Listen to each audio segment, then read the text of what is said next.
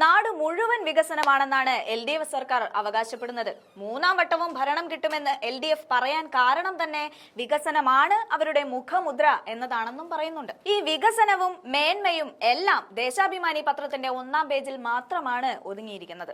സത്യം അതിനുമപ്പുറമാണ്. ശക്തമായ ഭരണവിരുദ്ധ വികാരം സംസ്ഥാനത്ത് നിലനിൽക്കുന്നുണ്ട്. അവിടെ പിണറായി വിജയന്റെ വികസന സദസ്സിനൊന്നും കാര്യമായ റോൾ ഇല്ല എന്നതാണ് സത്യം. പല LDF MLA-മാരും ഭരണ നിർവഹണത്തിൽ വലിയ പരാജയമാണ്. അങ്ങനെയുള്ള MLA-മാരെ പൊതുജനം തെരുവിൽ നേരിടും. അതിന് ഏറ്റവും വലിയ ഉദാഹരണം ഇപ്പോൾ കാണാം. കൂത്തുപറമ്പ് MLA-യും മുൻ മന്ത്രിയുമായ KP മോഹനൻ ജനങ്ങളുമായി കയ്യാങ്കളിയിൽ ഏർപ്പെട്ട വീഡിയോ പുറത്തു വന്നിട്ടുണ്ട്. അങ്കനവാടി ഉദ്ഘാടനത്തിന് എത്തിയതാണ് MLA. ഇതിന് പിന്നാലെ ജനങ്ങളുമായി വാഗ്വാദത്തിൽ ഏർപ്പെട്ട MLA KP മോഹനനെ പെട്ടെന്ന് നാട്ടുകാർ കയ്യേറ്റം ചെയ്യുകയായിരുന്നു. MLA-യുടെ കഴുത്തിൽ പിടിച്ച് തള്ളുന്നതും MLA തിരിച്ചടിക്കുന്നതുമെല്ലാം വീഡിയോയിലുണ്ട്. ആ വീഡിയോ ആദ്യം ഒന്ന് നമുക്ക് കണ്ടു നോക്കാം.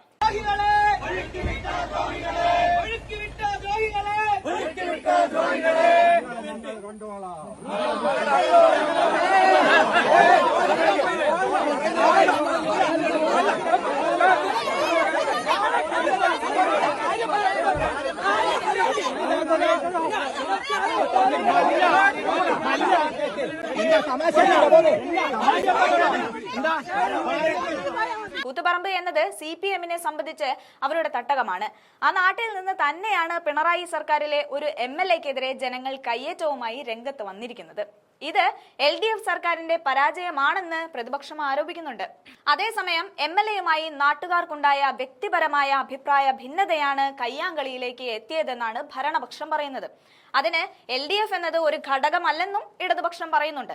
എന്നാൽ LDF MLA നാട്ടുകാരുമായി അടിയുണ്ടാക്കുന്നതിന്റെ ചീത്തപ്പേരിൽ നിന്ന് സർക്കാരിന് ഒളിച്ചോടാൻ സാധിക്കില്ലെന്നതാണ് വസ്തുത. ആ അടിയുടെ വീഡിയോ ഒരിക്കൽ കൂടി ഒന്ന് കണ്ടു നോക്കാം.